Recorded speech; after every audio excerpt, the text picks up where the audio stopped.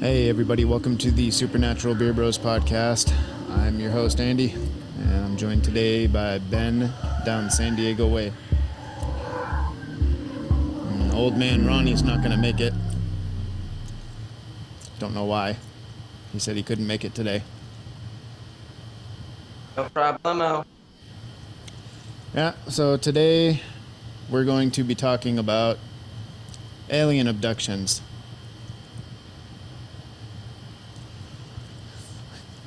More, we're just going to be reading a few stories of them and, rating them on the fat scale. Hi. Right? Yes, sir. Sounds like it. Sounds like fun, huh? As always. Yeah. Say something, Ben? As always. Okay. You kind of sound funny. Can you hear me? Yeah, I hear you. It's just you kind of Alright. funny when that last one. Anyway, so we'll start off with a story near and dear to mine and Ben's heart, considering our native land is the state of Maine. So this one is called The Allagash Alien Abductions. Nice. Nice. The Allagash. Alligator. Yep. Shipyard. So, without further ado, in 1976, four friends in their early 20s went camping in rural Maine. On the second night, they noticed a very bright light, but nothing more. On the third night, they decided to try night fishing. In the canoe, they noticed the bright light again. One of the men used a flashlight to flash an SOS pattern at the light. The light then expanded and enveloped all four men. And that's the last thing they remember. They woke up back at their campsite with no recollection of what ended up happening while they were inside the light, or how they got off the water. The fire that they had stoked up before they left to go fishing just minutes ago, intending it to still be burning when they returned, was completely burned down to embers.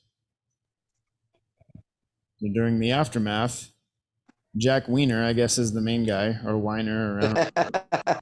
His name is Wiener. It's spelled Wiener. So, he was the first to start having nightmares. In these dreams, he saw beings with long necks and large heads. He saw the beings examining his arm while Jim, Chuck, and Charlie sat on a nearby bench, not able to intervene. The beings had large metallic, glowing eyes with no lids, and their hands were insect-like with 4 fingers. Yeah, just 4 fingers. So 4 fingers per hand. Well, hopefully those fingers were included an opposable thumb. Otherwise, I don't know how people would adapt. So the other 3 men were experiencing very similar dreams with short mental clips of that night on the lake. In 1988, out of curiosity, Jim Wiener attended a UFO conference hosted by Raymond Fowler. Wiener met Fowler afterwards and related his strange encounter. The investigator was excited about Jim's story, especially the fact that it was a multiple witness occurrence. Fowler suggested to Jim that he and the others undergo regressive hypnosis. So is this where they call Dr. Sprinkles? Oh no. So after the sessions, it was revealed that all 4 of the men had memories of being abducted and subjected to humiliating physical examinations, including the taking of skin and fluid samples. We're back to the fluids. Sounds like just another day at Paris Island or something, I'm sure. Yeah, but Paris Island's a long way from the Allagash. Which, by the way, I had always been under the assumption these were just good old Maine boys having fun. These guys, down to the man, all 4 of them, were from like some design school in Massachusetts. So this kind of vindicates Mainers in the first point, because it's like, yeah, it was a bunch of Massachusetts college students doing this nonsense. right? So the description of the aliens between the four men was consistent. Um, they were able to make detailed sketches of the entities, the craft, and the examining instruments. Chuck Rack added that the aliens' test area was similar to a vet's office with a silvery metallic table. He also related a strange fact. He had much difficulty in focusing on the aliens. When he tried, he could not put an exact image on them. He compared it to trying to tune in a fuzzy radio station.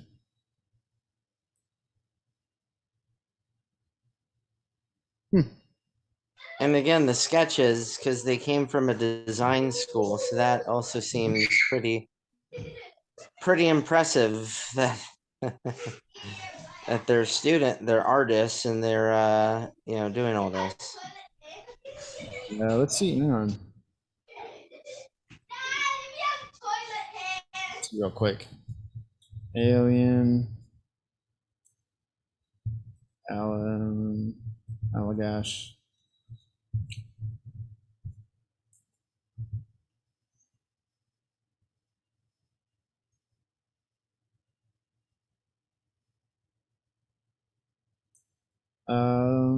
The Allagash alien abduction incident. I want the damn sketches. I don't want the incident. I already read the incident. Okay, so they basically look like weird grays. Yes, a little different though. Oh, grays. Okay. Hang on, let me share the old screen here. So, yeah, basically, only I guess they'd be taller than grays. And they kind of have this beak here that the grays don't have. But they do have the big head and the black eyes.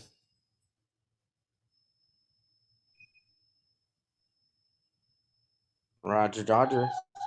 Which is weird because all of these sketches seem to show the alien with some type of like a beak, some sort. Interesting. But if I had to guess, they're just shitty artists and they didn't draw them correctly. I think they're grays.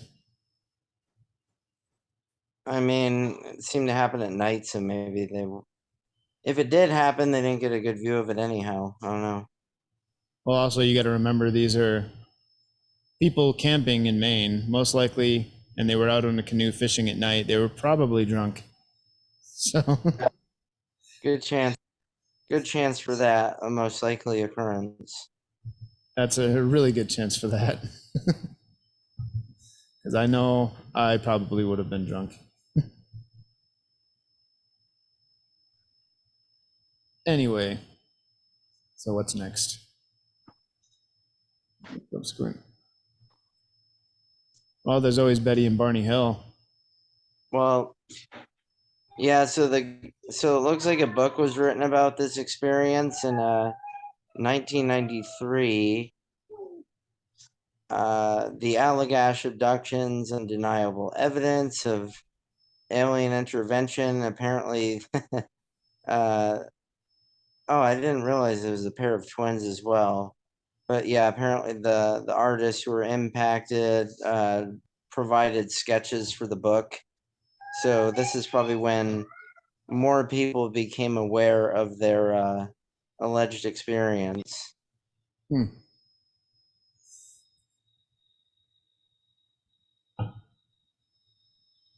And it sounds like they were given lie detector tests. Yeah, they said they all four of them passed. I wonder who hasn't who gave it to them, local cops or more important people? It administered, I should say. Aren't there like psychiatrists or psychologists or whatever that are trained to give those. They don't have to be in like a official government capacity to give those things to people, right? Fair enough. I mean, I guess you can, And anyway, arrange.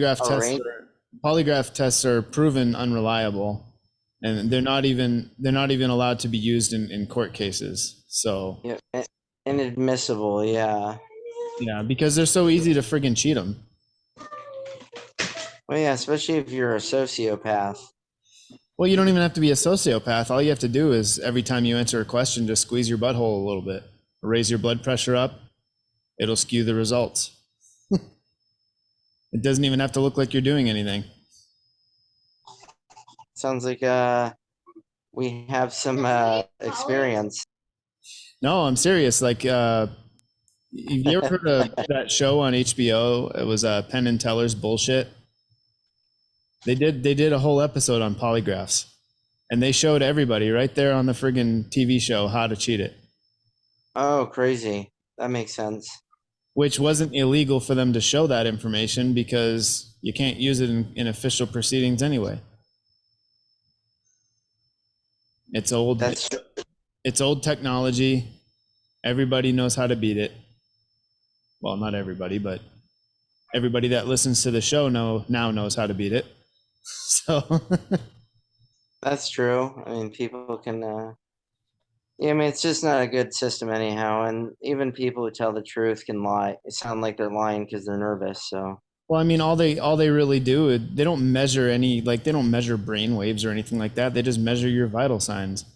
They measure your blood pressure, pulse, uh,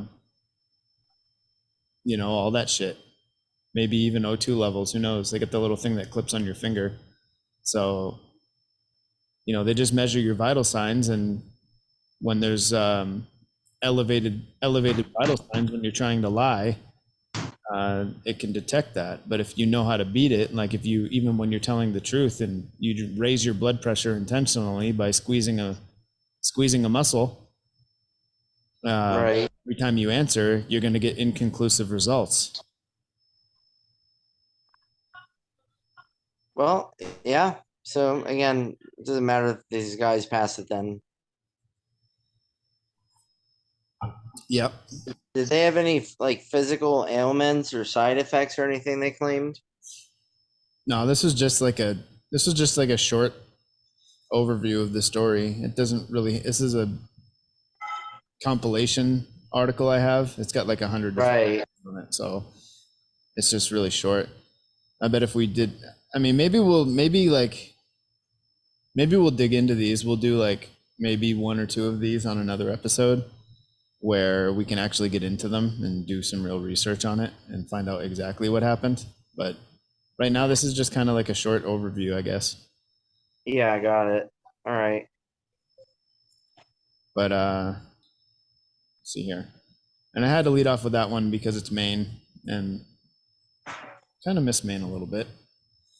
Ditto. Ditto. All right, what's our next story? You want to roll with Betty and Barney Hill? Oh wait, we got to rate the last one on the fat scale. So where are you at? 0. It's starved to death. It's just a bored Massachusetts guys trying to. They're probably failing out of art school or something and needed a cool story for why they were failing. Yeah. Yeah, I'm right about the same there. I mean, this thing is it's not only anorexic, and I mean, this thing has died long ago, and it's been in the salt flats, and the salt has sucked all the moisture out, and it's just basically skin stretched over a skeleton. That's pretty good. Yeah. All right, so we'll roll with Betty and Barney Hill, right? Yes, sir. I don't think we've ever talked about them yet. No, I can't remember. No, I don't believe so. I mean, we've mentioned it, but we haven't gone over the story. Yeah, not by name. No. On September 20th, 1961, Betty and Barney Hill were driving through the White Mountains of New Hampshire when they said a bright light came out of the sky. 2 hours later, they were back in their driveway with no memory of what happened. So according to their subsequent reports, The couple had traveled to the Zeta Reticuli star system, 39 light years away from Earth.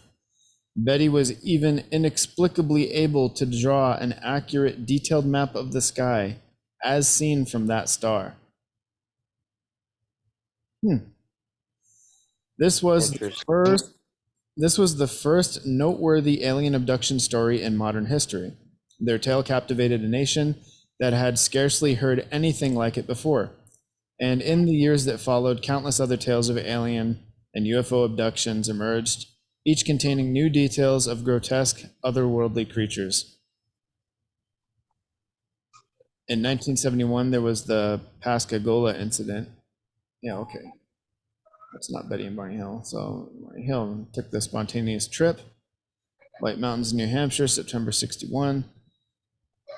As he recounted on John G. Fuller's The Interrupted Journey from 1966, Barney needed a break from his night shift at the post office, while Betty was mentally exhausted from handling state child welfare cases. That's understandable, I guess. So, on the last night of their makeshift honeymoon, the two found themselves in a Vermont diner, ready to make the last dash home to Portsmouth, New Hampshire. By leaving at 10 p.m., they planned on arriving home by around 2 a.m. Wait, so they're in the White Mountains in New Hampshire. Yep. 4-hour drive to Portsmouth. I don't see that. I could drive across the entire state of New Hampshire in less than 2 hours. Yeah, but it said they were at a Vermont diner, so it depends where they're at in Vermont. Oh, that's true. Yeah. I forgot about the Vermont part, even though it was right there, like 2 sentences ago. So, on the road, Betty noticed a particularly bright star, perhaps a planet, in the sky. When this celestial object began changing its course in an erratic manner, Betty was convinced it was a UFO. Her husband was not. Barney, she said, if you think that's a satellite or a star, you're being completely ridiculous. As the object drew closer, Barney pulled the car to a stop and, gun in hand, got out to investigate. As he approached the object, Barney saw what he would later describe as a pancake-like disc, glowing with brilliant white light that was about the size of a jet. So, fleeing back to his car, he and Betty tried to evade the vessel, but were instead overcome with an intense drowsiness and immediately fell unconscious. The couple pulled into their driveway around dawn, unable to recall what had happened. 2 hours of memory seemed to have been wiped from both of their minds.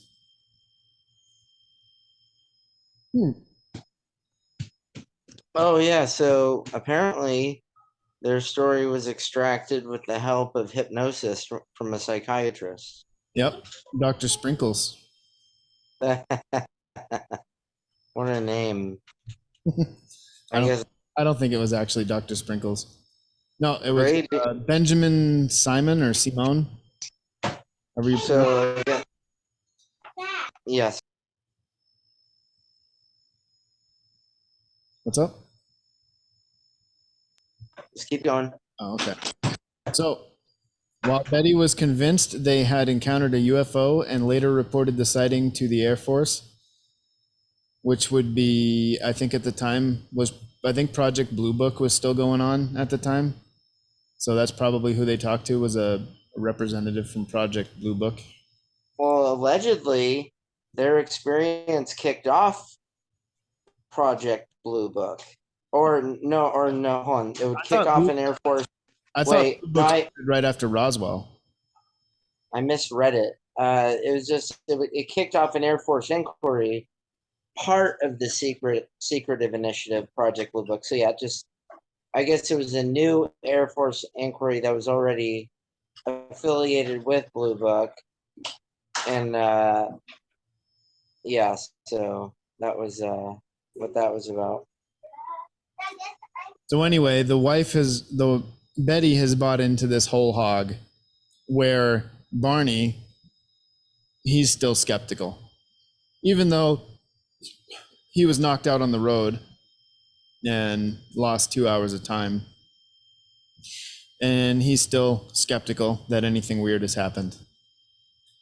So it was only when the couple met with psychiatrist Dr. Benjamin Simon, or Simone, I don't know how you pronounce it, for a consultation in December of '63 that Barney changed his mind.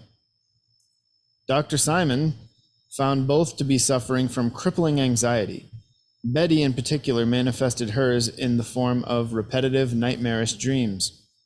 Dr. Simon then put them both under hypnosis, which reportedly yielded highly ominous memories. Barney Hill recalled creatures with slanted eyes. Whose creature is this? Are you the Howland's creature? It's a Chinese alien. I don't know. Yeah, that's what I was thinking. That's why I laughed. The Barney Hill recalled creatures with slanted eyes, taking the couple aboard their UFO to conduct experiments on their naked bodies. Barney claimed that the beings took samples of hair, skin, and nail clippings, and then a 6-inch long needle was inserted into Betty's stomach. Betty told Dr. Simon that she later asked a being they knew to be the leader where they were. It jokingly replied, "If you don't know where you are, there wouldn't be any point in telling you where I am." That seems like a pretty retarded way to answer a question. Yeah, I don't know. Let's see here. So during another hypnosis session in 1964, Betty purportedly drew a star map of the sky from memory, as seen from a planet orbiting the star Zeta Reticuli. Most shockingly, above all, was this map was drawn with confounding accuracy. How the fuck would they know if it was accurate or not, as seen from a star 39 light years away? Yeah, I mean, How do they know it's accurate? Yeah, that's a good question. I mean, I don't know how powerful telescopes were in 1961 to determine, something that far away. Yeah, but regardless, if you're like, say, you're pointing your telescope at Zeta Reticuli right now, right? And then immediately you turn around, you fly to Zeta Reticuli and point the same telescope in the opposite direction, like back towards where you came from, like towards here. Like, how do you know what it looks like? Like, Right. you had never gone there to look at it. So how can how can the guy writing this, or the guy, whoever this guy got the information from, how can he say it was accurate when he'd never seen it? Like, there's no way. Right. I'm I don't know. Yeah, so that was actually also happened 3 years later under psychoanalysis. So there's a 3-year difference from their experience to the psychoanalysis.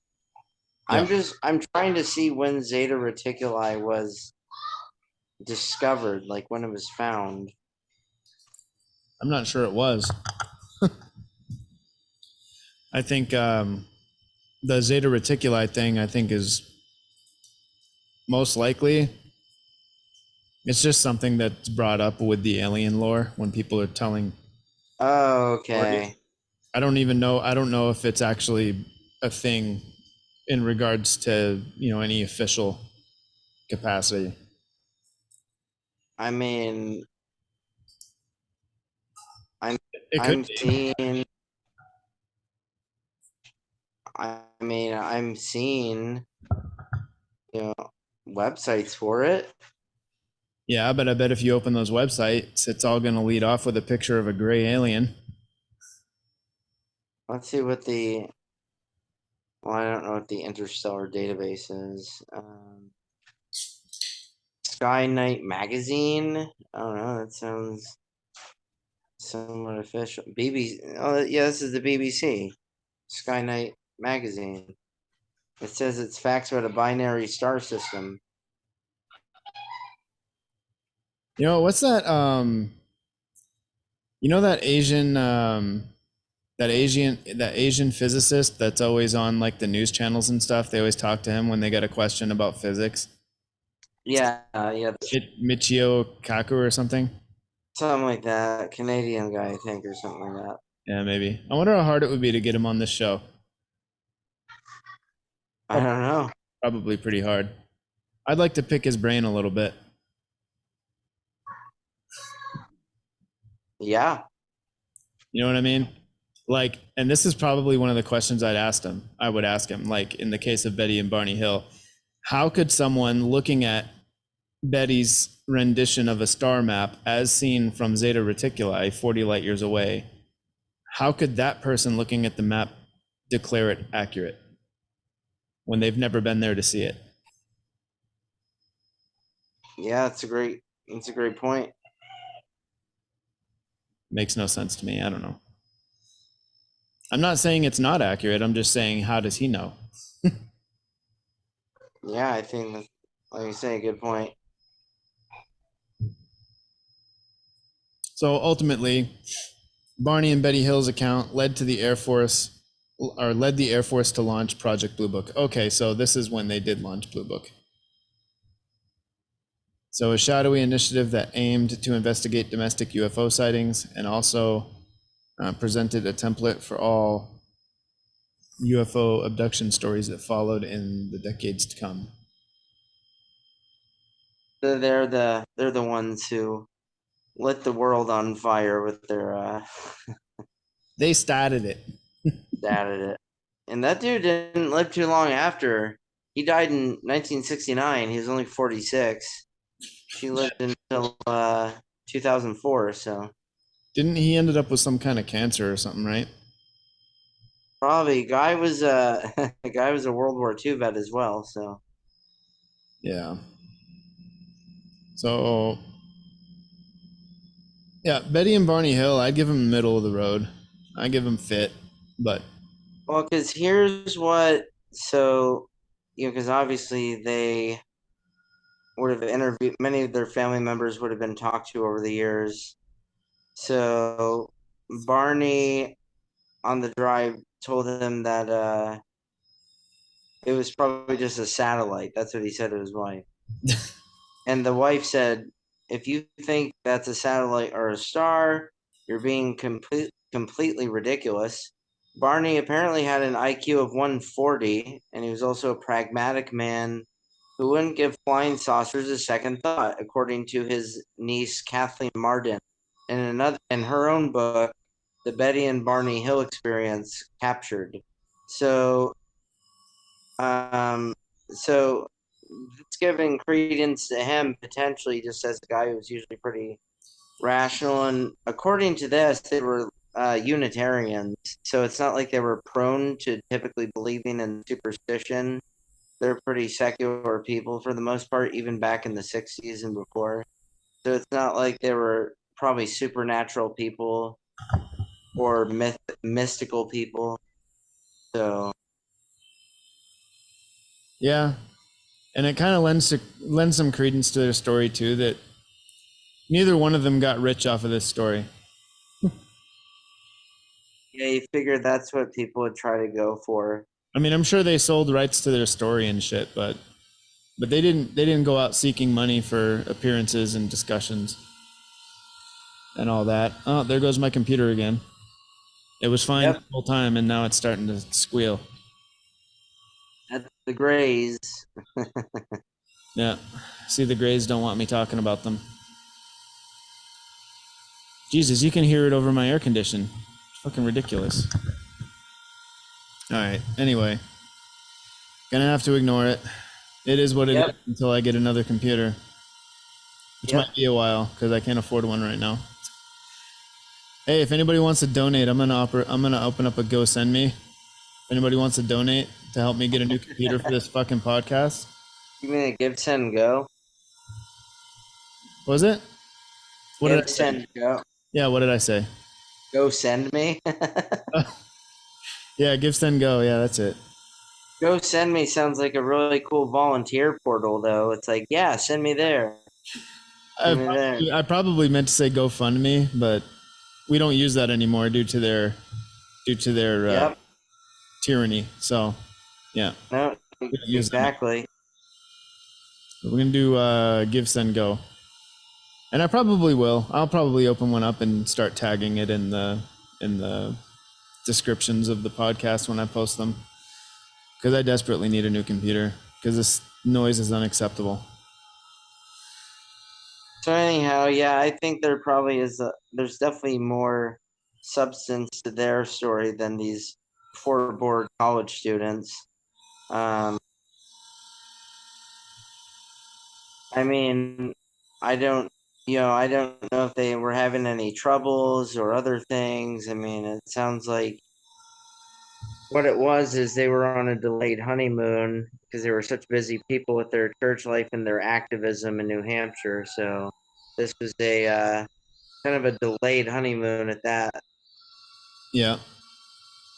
And I mean, I've never heard too much about the White Mountains in terms of like mythical or mystical experiences. So, I mean, I can see how something could have happened there, though. It's very, even today, it's very isolated, very mountainous, very Isn't dark at the night.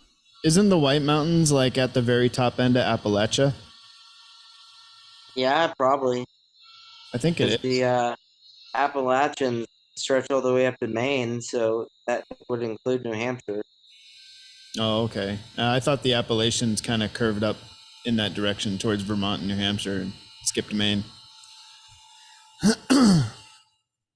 But yeah, I mean, I've driven through several areas of the Appalachian Mountains, and I tell you what, every part of them is creepy. Yeah, I mean it's a very It mystical kind of area for sure. I've spent a like lot of time there. it's not only creepy looking, but like I don't know how to describe it. Like the feeling you get when you're in there, kind of. I don't know. It just kind of like a heavy feeling, you know? Yeah, no, I exactly know what you're talking about because I've done a lot of night drives through there, and it absolutely is. Yeah. All right, so on to the next one. Pascagoula alien abductions, or abduction. In 1973, two co-workers were fishing off a pier on the Pascagoula River when they heard a buzzing sound and saw flashing blue lights. A UFO appeared and three humanoid creatures dragged them on board. Okay, so it didn't occur to them to run. Yeah, because I always stand still when strange creatures are approaching me. So inside the craft, they were examined for about 20 minutes before being levitated back to the pier. Okay, so this ship had a tractor beam. So afterwards, they went to the police station to report what happened. All right, well, I gotta ask a question though. So the creatures decided to levitate them back to the pier, but they had to park and get out to drag them on board.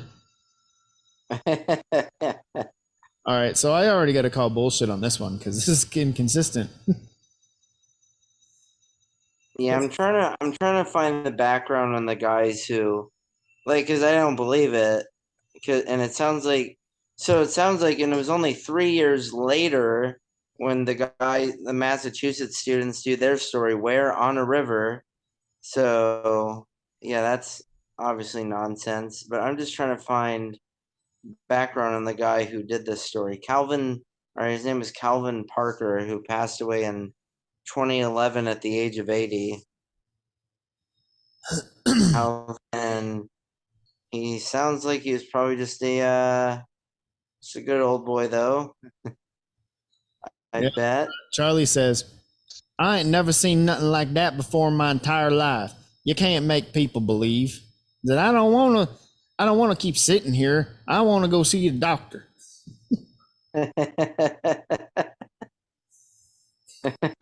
Although, where is Pascagoula? Is that up north, northeast? That's in Mississippi. Oh, okay, so I was using the crop Oh wait, then. my bad. No, it was two guys. Oh, a huge age difference too. This Charles Hickson was born in 1931, and Calvin Parker was born in 1954. So that's weird. Hmm.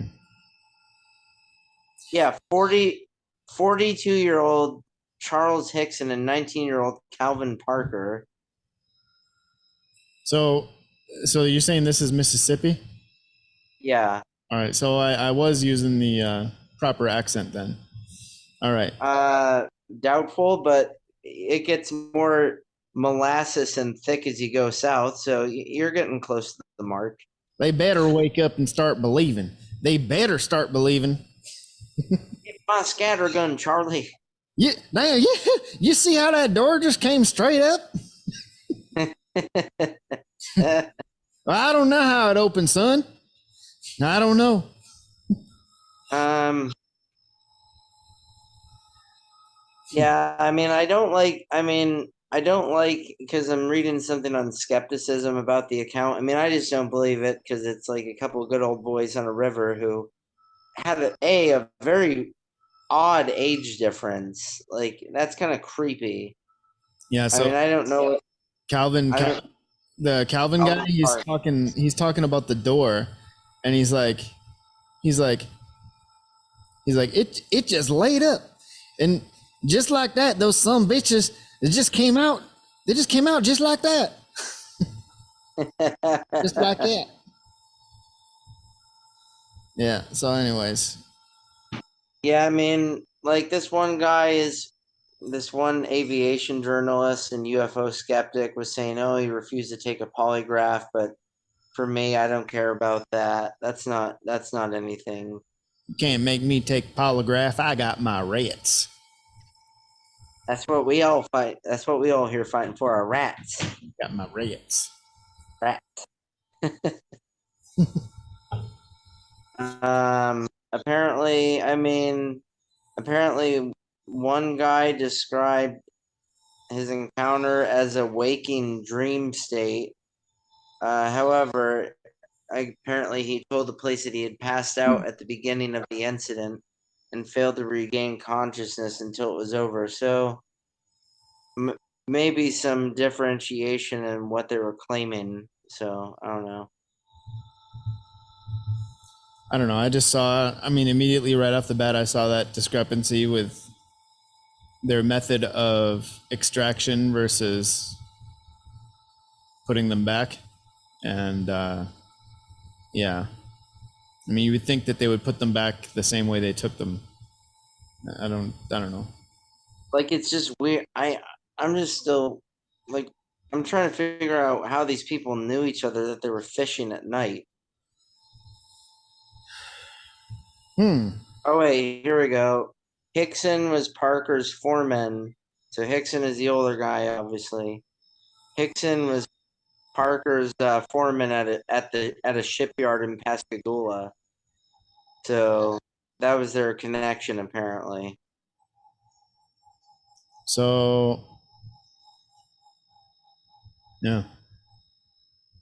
I was just getting ready to get some more bait, Hickson told the Washington Post in 1975. Like here's how crazy these stories are when you had the Washington Post interviewing you in the 1970s. Now they wouldn't touch it with a 10-foot pole. Uh, so that lets you know how unique they were. When I heard a kind of zipping sound, I looked up and saw a blue flashing light.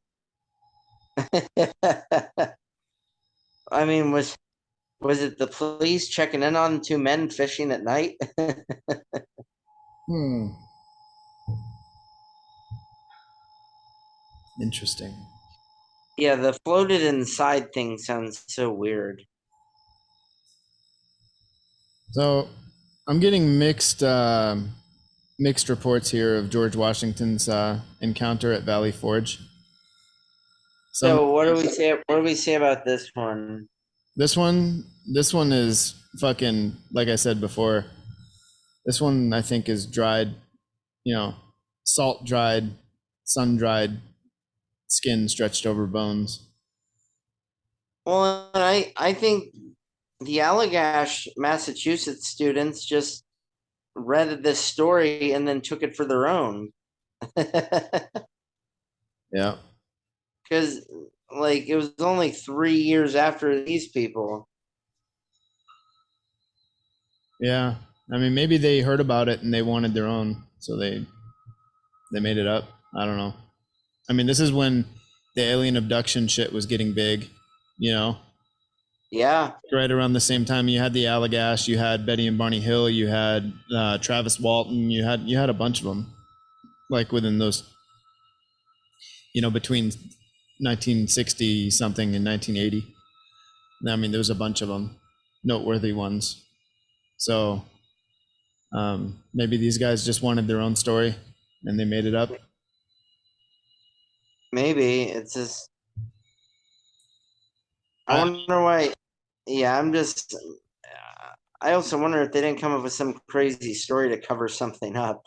well, for me, it's just like in that first paragraph when they said that the aliens came out, three of them or whatever, and bodily dragged them onto the ship, right?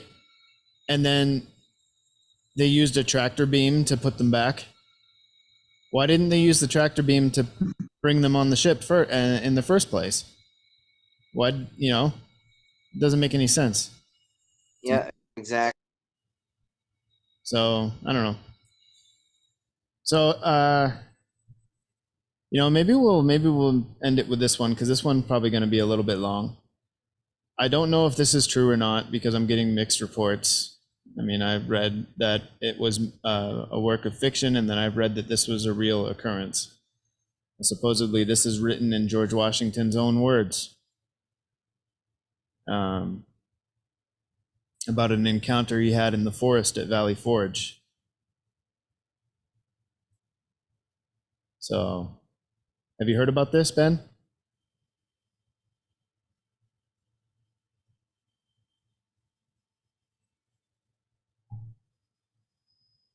Ben?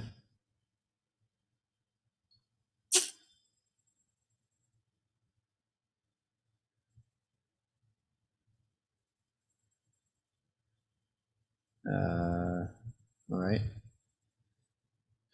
George Washington's vision. So, now this is in his words. This afternoon, as I was sitting at this table, engaged in preparing a dispatch, something seemed to disturb me. Looking up, I beheld standing opposite me a singularly beautiful female. So astonished was I, for I had given strict orders not to be disturbed, that it was some moments before I found language to inquire the cause of her presence. A second, a third, and even a fourth time did I repeat my question, but received no answer from my mysterious visitor, except a slight raising of her eyes. By this time, I felt strange sensations spreading through me. I would have risen, but the riveted gaze of the being before me rendered volition impossible. I essayed once more to address her, but my tongue had become useless, as though it had become paralyzed. A new influence, mysterious, potent, irresistible, took possession of me. All I could do was gaze steadily, vacantly at my unknown visitor. Gradually, the surrounding atmosphere seemed as if it had become filled with sensations and luminous. Everything about me seemed to rarefy, rarefy, or verify. The mysterious visitor herself becoming more airy and yet more distinct to my sight than before. I now began to feel as I now began to feel as one dying, or rather to experience the sensations which I have sometimes imagined accompanying dissolution. I did not think, I did not reason, I did not move. All were alike impossible.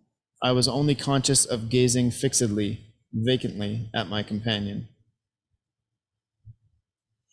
Presently, I heard a voice saying, Son of the Republic, look and learn. While at the same time my visitor extended her arm eastwardly.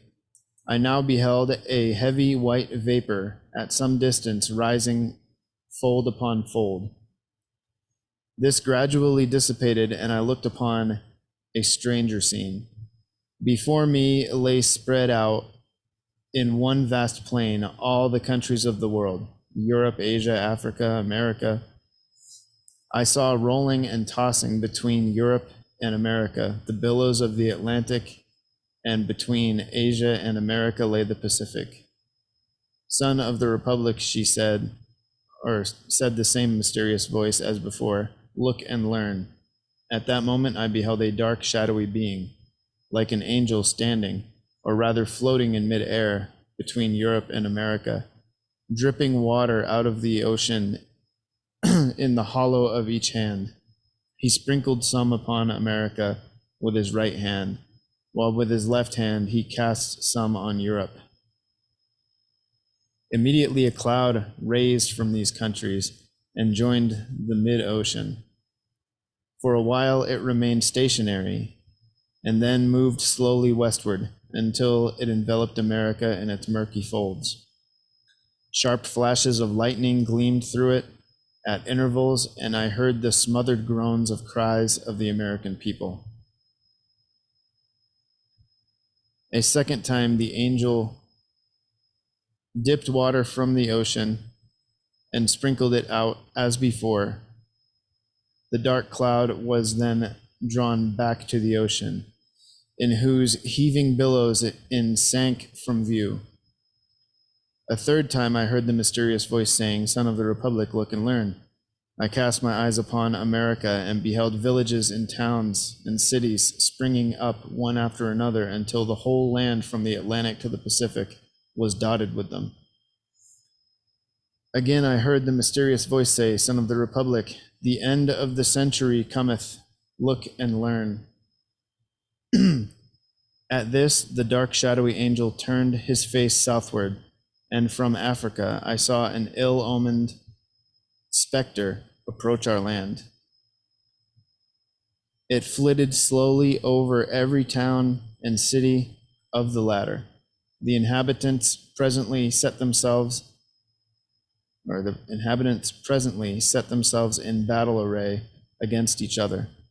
As I continued looking, I saw a bright angel, on whose brow rested a crown of light, on which was traced the word Union, bearing the American flag, which he placed between the divided nation, and said, Remember ye our brethren. Instantly the inhabitants, casting from them their weapons, became friends once more and united around the national standard. And again I heard the mysterious voice saying, Son of the Republic, look and learn. At this, the dark shadowy angel placed a trumpet to his mouth and blew 3 distinct blasts. And taking water from the ocean, he sprinkled it upon Europe, Asia, and Africa. Then my eyes beheld a fearful scene. From each of these countries arose thick black clouds that were soon joined into one. Throughout this mass, there seemed a dark red light, by which I saw hordes of armed men, who, moving with the cloud, marched by land and sailed by sea to America. Our country was enveloped in this volume of cloud, and I saw these vast armies devastate the whole country and burn the villages, towns, and cities that I beheld springing up. As my ears listened to the thundering of the cannon, clashing of the sword, and the shouts and cries of millions in mortal combat, I heard again the mysterious voice saying, Son of the Republic, look and learn. When the voice had ceased, the dark shadowy angel placed his trumpet once more to his mouth and blew a long and fearful blast. Instantly, a light as of 1,000 suns shone down from above me and pierced and broke into fragments the dark cloud which enveloped America. At the same moment, the angel upon whose head still shone the word Union, and who bore our national flag in one hand and a sword in the other, descended from the heavens, attended by legions of white spirits. These immediately joined the inhabitants of America, who I perceived were will nigh overcome, but who immediately taking courage again, closed up their broken ranks and renewed the battle. Again, amid the fearful noise of the conflict, I heard the mysterious voice saying, Son of the Republic, look and learn. As the voice ceased, the shadowy angel for the last time dipped water from the ocean and sprinkled it upon America.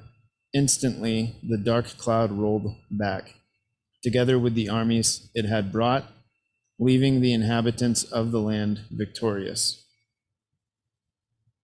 Then once more I beheld the villages, towns, and cities spring up where I had seen them before, while the bright angel planting the azure standard he had brought in the midst of them cried with a loud voice, while the stars remain and the heavens send down dew upon the earth, so long shall the union last. And taking from his brow the crown on which blazoned the word union, he placed it upon the standard, while the people kneeling down said, Amen. The scene instantly began to fade and dissolve, and I at last saw nothing but the rising, curling vapor I at first beheld. This also disappearing, I found myself once more gazing upon the mysterious visitor, who in the same voice I had heard before said, Son of the Republic, what you have seen is thus interpreted. 3 great perils will come upon the Republic. The most fearful is the third, but in this greatest conflict, the whole world united shall not prevail against her. Let every child of the Republic learn to live for his God, his land, his union.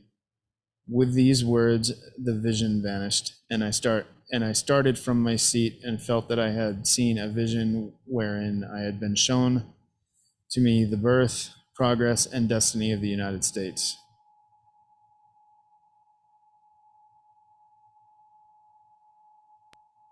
So yeah,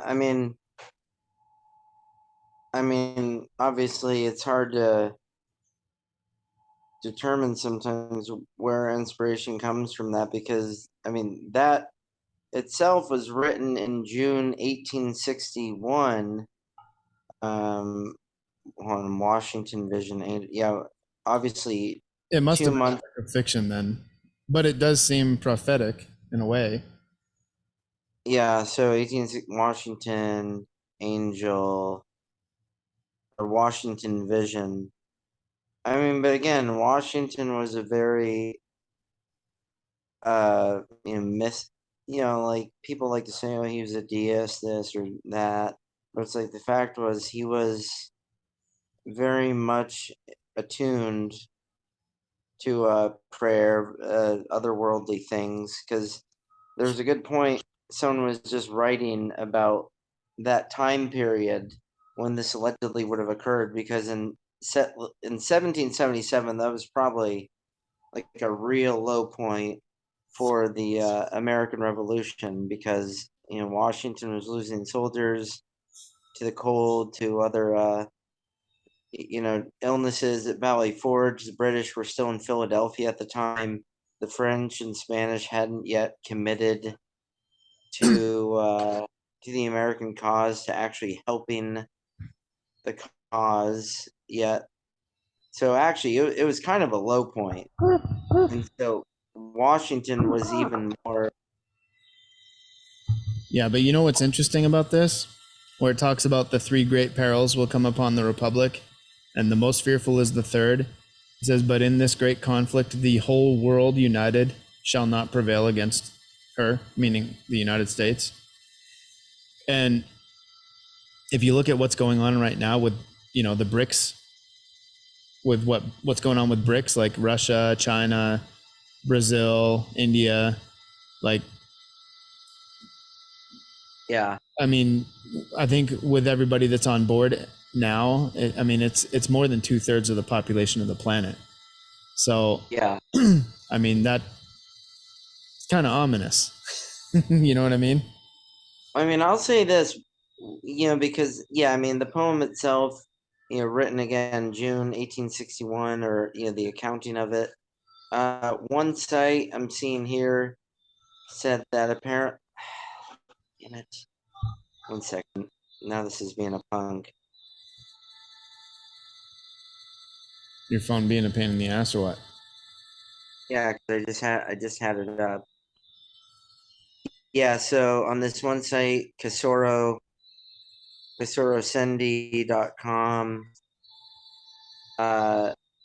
apparently the earliest report of a vision allegedly received by George Washington in Christmas Eve of 1777 to Wesley Bradshaw. He reports receiving the detailed account of that vision on the, of course, 4th of July, 1859.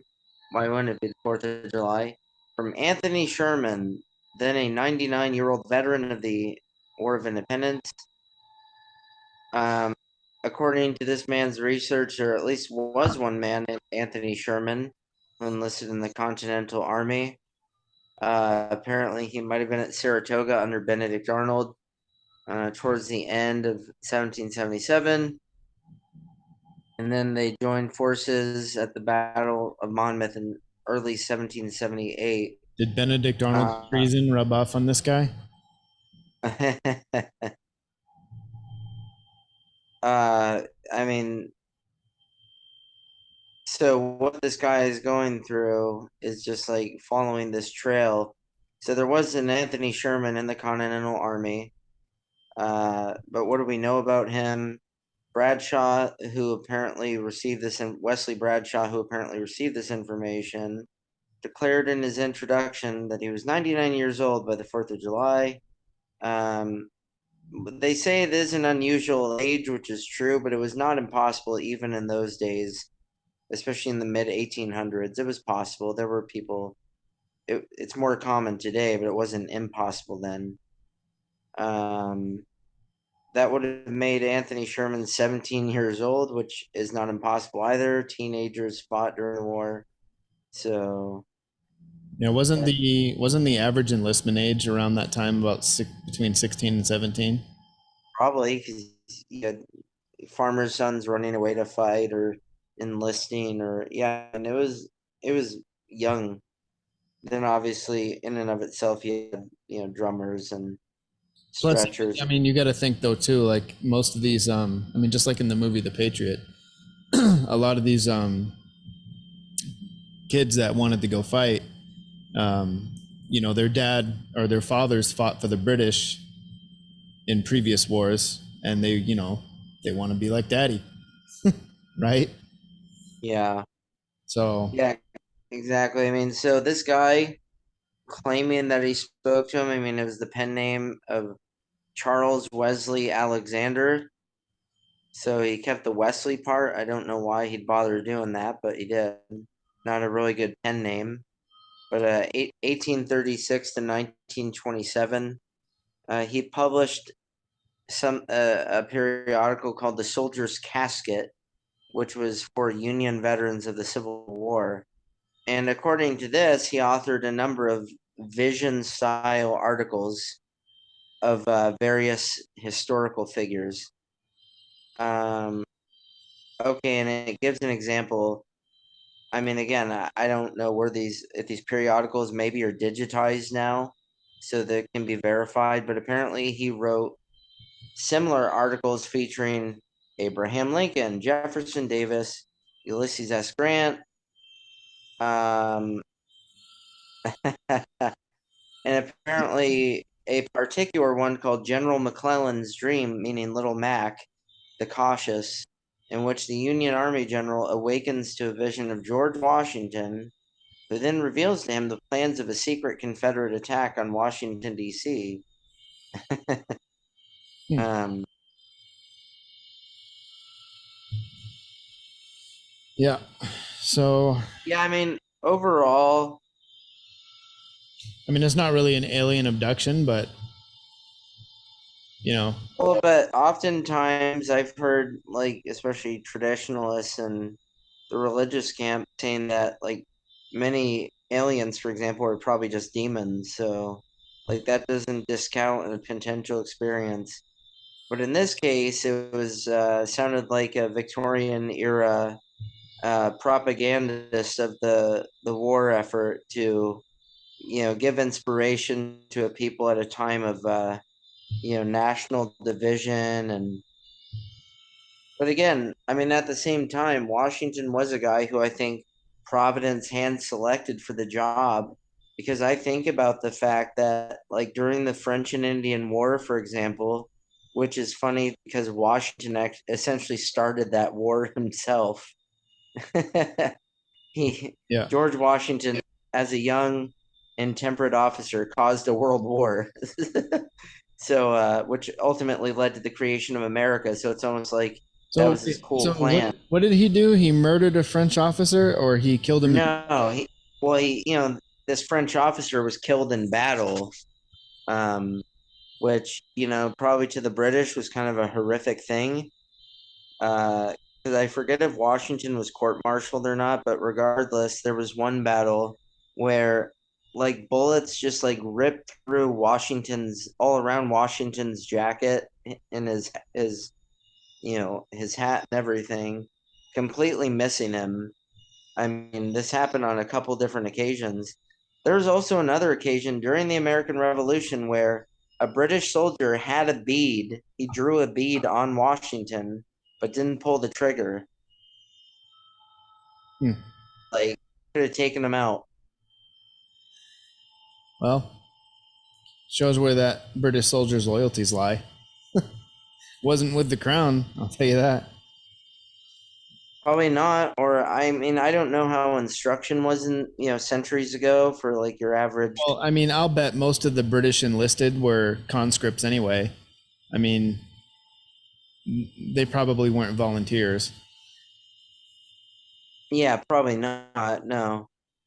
Yeah, see, so you got a bunch of people, soldiers over there fighting a war who don't want to be there. I mean, But yeah, no, I mean, in terms of this, though, I mean, it's possible that maybe this came down the line as sort of some sort of Masonic mythology on Washington, because obviously he was a 33rd, 33rd degree Grandmaster or whatever. He was obviously the most important Freemason, probably in history, in American history, anyhow. So, how high does the Freemasonry degrees go? Was like 35 or something? I think it's 33rd, but let me. Is 33rd the highest? I mean, the highest rank in terms of words is Master Mason. Um, but I'm trying to. Yeah, I don't think there's anything satanic about the Freemasons. I think there's just like anything else, there's factions and groups inside the Freemasons that are, you know, Illuminati or, whatever, Satanists or whatever. But I don't think the Masons as a whole are evil. You know what I mean? No, I mean, definitely secretive, obviously. Definitely esoteric, but I mean, I know there was actually, this would be interesting to discuss. I mean, maybe more on the history side of things, but about like how in early America there was a conflict between Masons and many people in civil society, which led to the creation of the anti-Masonic Party and sort of crackdowns on Freemasonry because of a. It all began with the murder of a journalist in New York at like the turn of the century or shortly thereafter, because of his expose. But no, look, I mean, but to get back to it, yeah, this is probably just a fanciful tale just to like inspire the nation at a very difficult time. So you said it was written in 1861? Yeah, by this, well, the pen name is Wesley Alexander or something like that. Okay, Or so no, Wesley Bradshaw. Yeah. well, either way, it's right at the kickoff of the bloodiest war that this country has ever had. So, um, Yeah, because because Bull Run was in July, Manassas, so like the major fights did not happen. Like I think there were skirmishes, but yeah, I'm sure that most people in this country knew it was going to get ugly. Well, not really, because you had people going to like at Bull Run, you had people bringing like congressmen went there with picnic baskets. Oh yeah, that was a thing too, and it kind of amazed me the lack of fear from the civilian population. Um, there was a lot of spectators out watching these battles. Oh yeah, because there was a fame. Well, it's kind of locally famous in West Virginia called the Battle of Philippi or Philippi, depending how you want to pronounce it. Um, and it was well, it was for that area. It was major. It was 3,000 Union, 800 Confederate. Uh, and it was June 3rd, 1861. So, like I said, there were skirmishes going on, but not the major Bull Run clash yet. Yeah, and that's actually kind of curious to me too. Is how did we end up having how did we end up having two battles of Bull Run? Like, how did they go back to the exact same friggin' battlefield and fight it out again? Well, because Someone on one side Manassas, all duo. Manassas, Manassas is in Northern Virginia, so it's probably just a natural spot for forces to clash. Probably, like because it's not. I don't think it's that far from Alexandria, and I don't think it's that far from DC. So therefore, not that far from DC per se. So it's probably just one of those areas where it's like you're gonna run into each other. Yeah, I think probably like some northern generals and southern generals got together for a parlay and they were talking shit to each other and then they agreed on a do-over. I bet you can't. I bet you can't win again. I bet you lose again. Some bitch. Like do-over. Have a do-over. But Yeah. So yeah, no. So he wrote this a month before Bull Run, which probably, I mean, yeah, I don't know what impact this kind of story would have had. I mean, maybe like, oh, we'll survive this or whatever. I don't know. Again, what was to come of that, but yeah. So Faker Rooney. yeah, but then again, you said that there was a 17-year-old kid that reported it back in the 1700s. Yeah, I mean, if he really did talk, I mean, it's possible that he did really talk to a 99-year-old veteran of the revolution. I mean, that's not impossible. But he said he spoke to him on July 4th, 1859. So, I mean, I guess it's possible that this man was, if he did live that long and he was in the same area as this author, that he was out celebrating maybe his last July Independence Day celebration before his natural demise. Well, yeah, I mean, think about it though. Didn't our last World War II veteran pass away this last year? No, it was the last Medal of Honor recipient from World Oh, War oh, oh. II. Well, anyway, Yeah, there's still a few kicking around, and that war was fought in the early 40s. So yeah, and they're all in their 90s. I mean, even the youngest ones are in their early to mid 90s. Because my grandfather was a World War II veteran, and when he passed, I mean, he was 91, and that was 4 years ago. I think So that gives you I think the guy passed this last year or year or yeah, what or there was Woody, it was Woody, it was a Marine yeah, Corps. Woody. He was a Marine Corps veteran, and he was like 104 or something like that. 102. Hun. He was over 100. He was a black guy. I thought he was 99, but last MOH veteran dies. Yeah, let me check it. Yeah, Herschel Woody Williams. No, he was 98, so That's still a respectable age, even still. it is. So yeah, he was just a year shy of this other, potential veteran who the record shows from this guy's research did exist. That can be established, but I don't know if he ever found like a death date or something else. Yeah, there's a guy in China, I think. I think he's in China. Anyway, he's some kind of Buddhist monk or some shit. He's like 120 some years old. And I seen a picture of him the other day. He looks like a mummy that was just pulled out of friggin' Tutankhamun's grave. I mean, there ain't much left of him, but somehow he's still alive. I mean, he is. He's alive. I mean, seen him moving. Seen a video of him too. Only you couldn't see his face in the video, but Right. you could see Okay. his arms moving around and shit. Because there were people standing around his bed or whatever, so you couldn't really see him, but you could see his arms moving around and shit. But yeah, dude, he looks like a mummy pulled out of an Egyptian fucking tomb or something. Like that's what he looks like. There isn't much left of him. I don't think I would want to live to be that old. Yeah, it depends how you're functioning. I mean, if I guess maybe even if you have a little bit of functionality, I guess it's different. But otherwise, yeah, that's not. If I got to rely on everybody around me to, wipe my ass and feed me and bathe me and everything else, I'd rather just fucking just give me something for the pain and let me die. Right? Yeah, that's true. Yep. Well, I mean, unless you want to do one more, I think we're pretty good.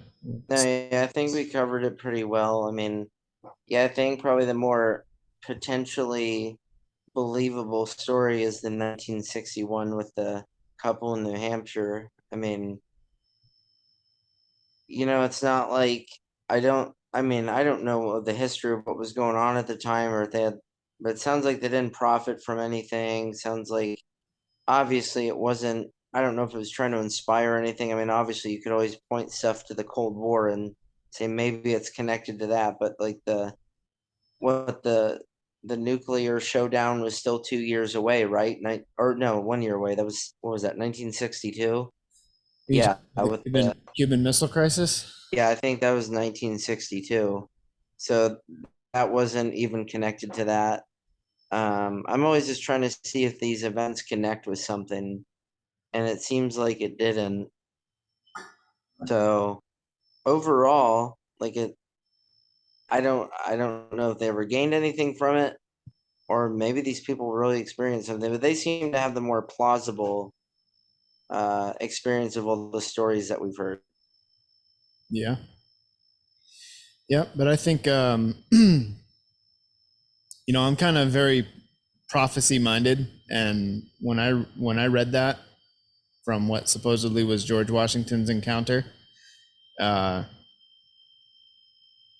I mean, sounds accurate to me. I mean, even up to present day. So we'll see what happens in the next couple of years. See how accurate it really is. Yeah, like I say, just because I mean, obviously, I think it was written when it was written by the person whose name's attached to it. But regardless, I mean, I think there's always a possibility that it could have been funneled down through, decades of relate stories being relayed. So I don't think and if it seems like it's an accurate statement of what's happening, still ongoing, then I guess it can't be brushed aside per se. Well, I mean, to me, it seems accurate, Yeah. but you know, it's it's yet to be seen. So we'll see what happens over the next few years with the BRICS alliance. See if they militarize or if they stay strictly economic. I mean, it Well, seems to that's me right now China and Russia are enhancing their alliance on a more military basis than the rest of the BRICS nations. So I don't know, but we'll see what happens. yeah. Well, it's going to be interesting to see what happens this winter because you're going to start to see countries being frozen because of lack of gasoline, so lack of fuel supplies. So that's going to be maybe an indication there. But what do you think? What do you think the chances are that Europe leads a war of conquest in the Middle East to go after the oil? Um, What, to like balance out? Yeah, to go get their own oil instead of trying to pipe it in from Russia. Um, I mean, I know they've like I think they're trying to bring nuclear power plants back online, which I'm always a little hesitant about that. But seeing that the predicament they're in, I'm not surprised to hear that. But about a But you know what though, with nuclear power, with our modern reactor designs and stuff, they're pretty much safe and clean. You just got to be real careful with the locations that you put them in because of natural disaster potentials and stuff.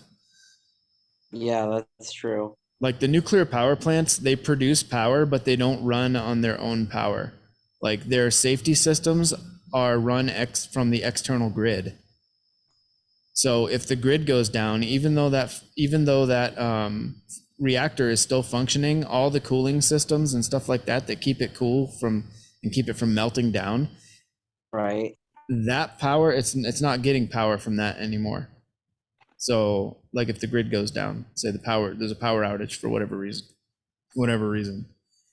So the cooling systems are run externally, which is, I think, stupid, but I think it should be able to sustain itself first and then pump excess power into the grid. Right on. But I don't know. Anyway, so if you want to hit us up, email is supernaturalbeerbros@gmail.com. Instagram is sbbpod. You can get us on the DMs. We're on all the major podcast platforms, Spotify, Apple, Amazon, Google, all that. And what else? No, that's I think that's all she wrote. So if there's nothing else, Ben, this has been the Supernatural Beer Bros podcast. Ben and I are signing out.